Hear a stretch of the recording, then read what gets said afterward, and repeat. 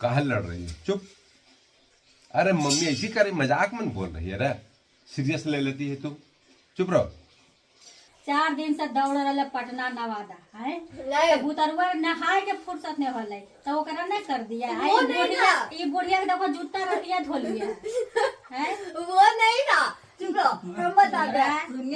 मेरा T shirt था तो तुम बोली कि धोती नहीं है, अच्छे से ये नहीं करती है। और बेटा का छाय हमर पेटवा बेचारा के गंदा हाल है। ऐसे तुम भेदभाव करती है बेटा में। तोरा 3 दिन से बैठा के खिला रही हो बना बना। हमार बेटवा बुतरुआ अभी तक तो अगर वो रहता तो उसको भी तुम खिलाते। उसके लिए हम बोले कि मम्मी गाजर का हलवा बना दो, ठीक है। नहीं बेटा आएगा तो बनाएंगे, तो ये बना दो। नहीं वो आएगा तो बनाएंगे। सब चीज मतलब